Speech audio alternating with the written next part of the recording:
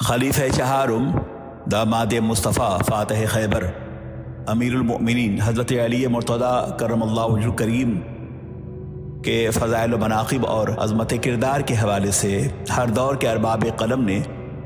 اور سیرت نگاروں نے بہت کچھ لکھا ہے۔ حضرت علی مرتضیٰ کرم اللہ وجہ الکریم کی کفالت اور تربیت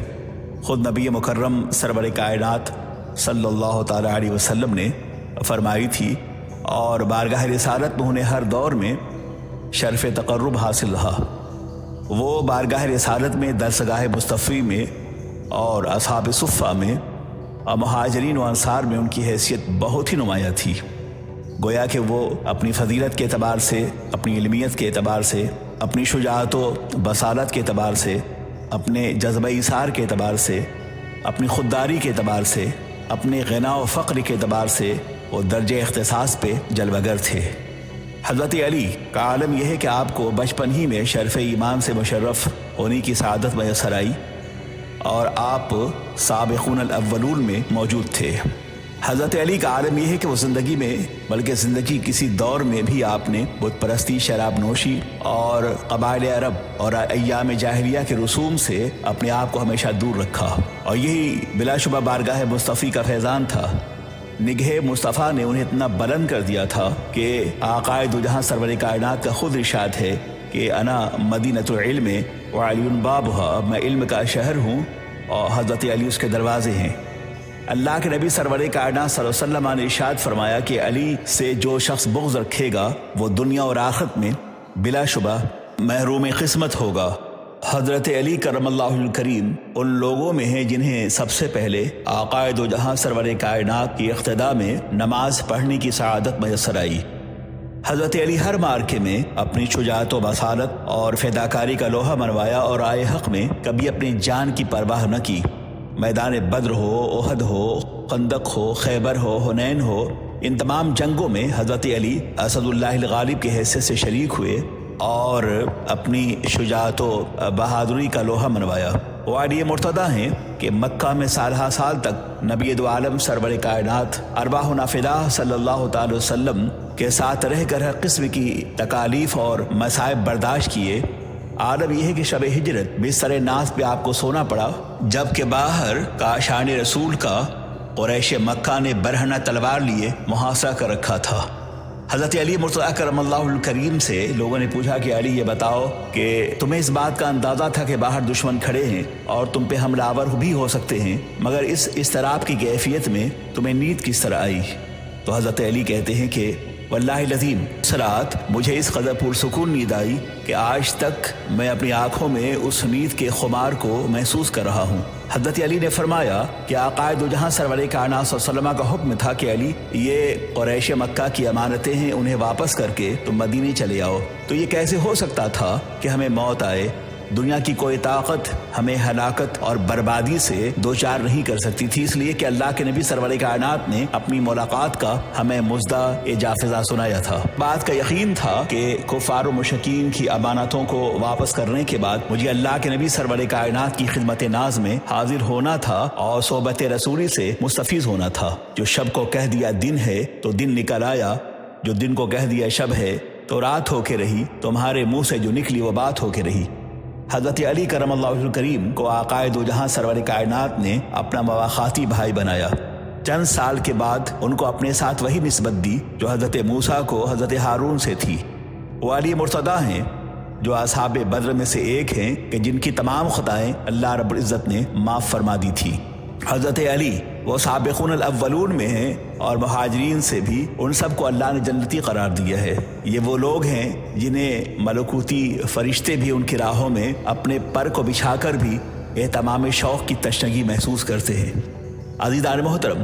وہ علی مرتضیٰ ہیں جو بیت رضوان میں شریک ہوئے اور اصحاب شجرہ کی جماعت میں شامل ہوئے، جن کو اللہ نے صاف لفظوں میں اپنے راضی ہونے کی بشارت دی ہے۔ وہ عشر مبشرہ میں سے ایک ہیں جنہیں اللہ کے نبی سرور کائنات صلی اللہ علیہ وسلم نے جنت کی بشارت عطا فرمائی ہے۔ بلا شبہ جنت سرکار کی ملکیت ہے، وہ جسے چاہیں عطا فرمائیں، اور وہ اپنے غلاموں کو اپنی بارگاہ ناز سے نوازا کرتے ہیں۔ وہ علی مرتضیٰ ہیں کہ نبی گرامی وقار صلی اللہ علیہ وسلم کا عالم جہاد ہر جنگ میں ان کے پاس رہا۔ کیا خیال ہے آپ کا کہ غزوہ خیبر کے موقع سے اللہ کے نبی سرور کائنات نے ارشاد فرمایا کہ کل صبح میں جسے عالم جہاد دوں گا وہ خیبر کو فتح کر لے گا۔ یہ بات وہی کہہ سکتا ہے جس کے ہاتھوں میں کن کی کنجی ہو، یہ بات وہی کہہ سکتا ہے جو اقتدار گیر کائنات کا مالک ہو، یہ بات وہی کہہ سکتا ہے جو تسخیر کائنات کا چشمے سیال ہو، یہ بات وہی کہہ سکتا ہے جس کے ہاتھوں میں کن کی کنجی ہو، یہ بات وہی کہہ سکتا ہے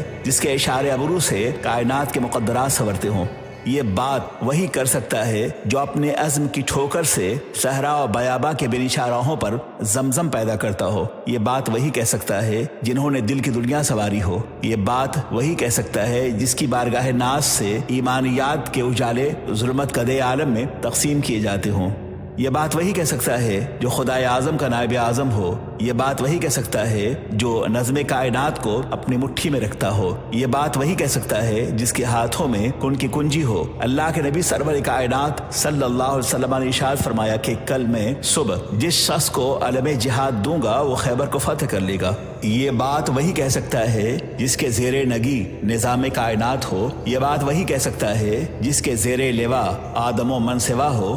یہ بات وہی کہہ سکتا ہے کہ جسے اللہ نے وہ منصب اقتدار دیا ہو جس سے کائناتی آفاق و انفس روشن ہوتے ہوں، یہ بات وہی کہہ سکتا ہے جو سرور کشور رسالت ہو، جو نوشہ بزم جنت ہو، جو عالم نور کا پیکر لطیف ہو، جو عرش الہی کا مسند نشین ہو، جو دانائے سبل ختم الرسل مولائے کل ہو، یہ بات وہی کہہ سکتا ہے جس کے اشارے ابرو سے کائنات کے مقدرات سنورتے ہوں، یہ بات وہی کہہ سکتا ہے جس کے نام سے خیمہ افلاک استادہ ہو، یہ بات وہی کہہ سکتا ہے کہ جس کے نام سے نبض ہستی تپش آمادہ ہو، یہ بات وہی کہہ سکتا ہے جو دو عالم کے تاجدار ہو، جو رحمت عالم ہو، جو اللہ کا محبوب ہو، یہ بات وہی کہہ سکتا ہے جس کے قدموں میں حیات ہو، بخشش ہو، نجات ہو، جو سبب کائنات ہو، جو علت کائنات ہو، جو وجہ تخلیق کائنات ہو۔ وہ رسول گرامی وقار ہیں، وہ اللہ کے رسول ہیں، ساری کائنات کی ملکیت اللہ رب العزت نے اپنے فضل سے اپنے محبوب گرامی وقار کو عطا فرمائی تھی اور وہ اس منصب کبریٰ پہ جلوہ گر تھے۔ غزوہ خیبر کے صبح بارگاہ رسالت سے حضرت علی کو ان کے مقدرات کی معراج عطا کی جانی تھی۔ آقائے دو جہاں سرور کائنات نے کہا کہ لوگو علی کہاں ہیں؟ ایک صحابہ رسول نے کہا رسول اللہ انہیں آشوب چشم ہے اور وہ آرام کر رہے ہیں۔ خدا کے رسول نے کہا کہ بلا کے لے آؤ علی کو۔ حضرت علی تشریف لائے، آقائے دو جہاں سرور کائنات نے اپنا لعاب دہن حضرت علی کی آنکھوں میں ڈالا۔ حضرت علی کو آشوب چشم تھا، خدا کے رسول نے جیسے ہی ان کی آنکھوں میں لعاب دہن ڈالا واللہ العظیم ان کی آنکھیں روشن ہو گئی۔ پھر آقائے دو جہاں نے حضرت علی کے ہاتھوں میں جھنڈا دیا اور کہا علی جاؤ اور خیبر کو فتح کر لو۔ تاریخ اس بات پہ شاہد ہے کہ جو قلعہ خیبر کئی ہفتوں سے مسلسل جنگ کے باوجود اور مجاہدین کی پیہم کوششوں کے باوجود فتح یاب نہیں ہو رہا تھا، حضرت علی تشریف لے گئے اور آپ نے اس شجاعت و بہادری کا مظاہرہ کیا اور دیکھتے ہی دیکھتے انہوں نے اپنے دشمن کو شکست فاش دی اور قلعہ خیبر کو فتح کر لیا۔ یہ حضرت علی کرم اللہ وجہہ کریم کی بہادری اور ان کی شجاعت مندانہ زندگی کی نمایاں ترین مثال ہے، اور یہ تمام چیزیں انہیں جو میسر آئی تھی، یہ فضل و کمال اور یہ تمام تر شجاعت و بہادری وہ اللہ کے نبی سرور کائنات کی دعاؤں اور صحبت فیض اثر کی برکات تھی۔ کہ نبی ارواحنا فدا صلی اللہ علیہ وسلم نے اپنی کمال محبت کے ساتھ ایک موقع سے حضرت علی کو ابو تراب کہہ کے پکارا، اور یہ کنیت حضرت علی کو اس قدر پسند تھی کہ وہ اپنی زندگی کے آخری لمحے تک اس کی کیفیات کو اور آقائے دو جہاں سرور کائنات کی کرم نوازیوں کو محسوس کیا کرتے تھے۔ جب بھی کوئی حضرت علی کو ابو تراب کہہ کے مخاطب کرتا تو سرکار کی محبتوں سے، ان کی یادوں سے ان کی آنکھیں نم ہو جاتی اور بہت خوش ہوا کرتے تھے کہ کوئی انہیں ابو تراب کہہ کے مخاطب کرے۔ اللہ کے نبی سرور کائنات صلی اللہ علیہ وسلم نے انہیں کاتب وحی الہی کی حیثیت سے بھی منتخب فرمایا تھا۔ صلح نامہ حدیبیہ بھی انہوں نے تحریر کیا اور اس میں ایک لفظ رسول اللہ کا محو کرنا تھا، تو حضور نے حضرت علی سے کہا کہ علی، کفار و مشرکین اس بات کو نہیں مانتے کہ میں اللہ کا رسول ہوں، اس صلح نامہ سے محمد رسول اللہ کے لفظ کو کاٹ دو۔ تو حضرت علی نے کہا یا رسول اللہ، میری محبت رسولی کو اور احترام نبوی کو اور میری نسبت رسولی کو یہ بات گوارا نہیں کر سکتی کہ میں کسی لمحے میں لفظ محمد رسول اللہ کو کاٹ دوں۔ میرا سر تو کٹ سکتا ہے مگر میں اپنے ہاتھوں سے اس نام پاک کو کاٹ نہیں سکتا۔ یہ علی کی محبت رسولی ہے۔ عزیزان محترم، قابل احترام بزرگوں، دوستو، حضرت علی کا عالم یہ ہے کہ اللہ کے نبی نے ارشاد فرمایا کہ وہ علی وہ ہیں کہ جن کا دیکھنا عبادت ہے۔ النظر الی وجہ علی عبادت۔ خدا کے رسول سرور کائنات صلی اللہ علیہ وسلم نے خود ان کو یمن کا قاضی، مبلغ اور حاکم بنا کر بھیجا۔ وہ علی مرتضیٰ ہیں کہ جب آپ یمن میں بحیثیت حاکم تشریف لے گئے تو آپ نے اہل یمن کو مخاطب کرتے ہوئے جو بات کہی تھی وہ تاریخ کے صفحات میں آج بھی سنہرے لفظوں کی طرح یاد کیے جائیں گے۔ اور انہوں نے کہا کہ لوگوں سنو، اس وقت میرے جسم پہ جو کپڑا ہے اور میں جس سواری پہ سوار ہوں یہ صرف میرا ہے۔ یہاں سے واپس ہوتے ہوئے اگر اس سے زائد سامان میں لے کر لوٹوں تو سمجھ جانا کہ میں نے تمہارے ساتھ زیادتی کی ہے اور ظلم کیا ہے اور تمہاری امانتوں میں ہم نے خیانت کی ہے۔ حضرت علی کرم اللہ وجہ الکریم علم و فضل کے اعتبار سے بھی نہایت ہی بلند مقام پر فائز تھے۔ آقائے دو جہاں سرور کائنات نے ارشاد فرمایا کہ میں علم کا شہر ہوں اور علی اس کے دروازے ہیں۔ انا مدینۃ العلم وعلی بابھا، میں علم کا شہر ہوں اور علی اس کے دروازے ہیں۔ بلا شبہ ہر دور کے محققین حضرت علی کے حوالے سے ان کی جلالت علمی اور تفقہ فی الدین کے معترف رہے ہیں۔ بلا شبہ وہ تمام علوم دینی کے بحر ذخار تھے اور یہ ان کی زندگی کا نہایت ہی درخشاں پہلو تھا۔ علم دین کی نشر و اشاعت کا حوالہ ہو، امامت و اجتہاد کی بات ہو اور فضل و کمال کے تعلق سے وہ ایک خاص مقام پہ جلوہ گر تھے۔ ان کی تفقہ فی الدین اور اصابت رائے پر دوسرے صحابہ رش کیا کرتے تھے۔ ان کی علمی ثقافت اور فہم و فراست کی بنیاد پر اللہ کے نبی سرور کائنات نے انہیں منصب قضا پر مامور فرمایا تھا۔ حضرت عمر فاروق رضی اللہ عنہ اکثر فرمایا کرتے تھے کہ ہم میں سب سے بڑے قاضی حضرت علی ہیں۔ کتب حدیث و سیر میں حضرت علی مرتضیٰ کی فقاہت اور فصل مقدمات کے بے شمار واقعات ملتے ہیں۔ ان کو پڑھ کر معلوم ہوتا ہے کہ رب قدیر نے انہیں غیر معمولی دانش و حکمت سے نوازا تھا۔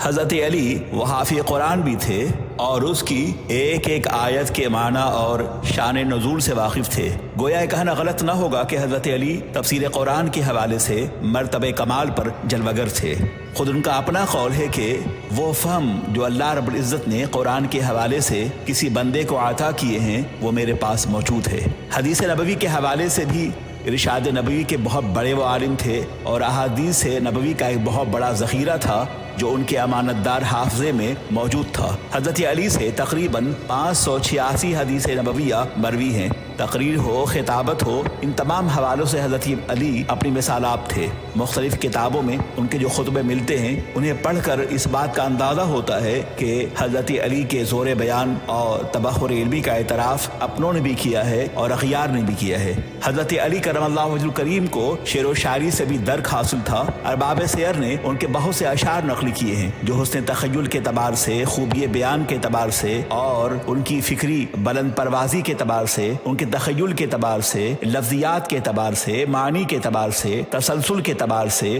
لف و نشر مرتب کے اعتبار سے، معنی و بلاغت کے اعتبار سے، فصاحت و بلاغت کے اعتبار سے وہ تمام خوبیوں کے مظہر ہیں۔ فن نو کے ایجاد کا صحرا بھی حضرت علی مرتضیٰ کرم اللہ تعالی الکریم کے سر ہے۔ وہ شہنشاہ ولایت بھی تھے۔ تمام سلاسل، چاہے وہ قادریہ ہوں، چشتیہ ہوں، نقشبندیہ ہوں، سہروردیہ ہوں، اشرفیہ ہوں، شاذلیہ ہوں، ادریسیہ ہوں، اویسیہ ہوں، جتنے سلاسل ہیں وہ سب کے سب مولائے کائنات تک پہنچتے ہیں، پھر وہاں جا کر بارگاہ مصطفیٰ میں شرف نیاز حاصل کرتے ہیں۔ حضرت علی کرم اللہ الکریم جہاں علم و فن کے تاجدار ہیں وہیں وہ باب ولایت کے بھی تاجدار ہیں۔ خدا کرے کہ ان کی درسگاہ فیض اور ان کی شجاعت مندانہ زندگیوں سے رب قدیر اسلام کو بہت دیر تک باقی رکھے اور ہمیں زوال اور پستی کی راہوں سے نکال کر اللہ تبارک و تعالی ہمیں عروج کی راہیں عطا فرمائے۔ علی جمال دو عالم، علی امام زمن، علی وقار دل و جاں، علی بہار چمن، علی عروج فصاحت، علی کمال سخن،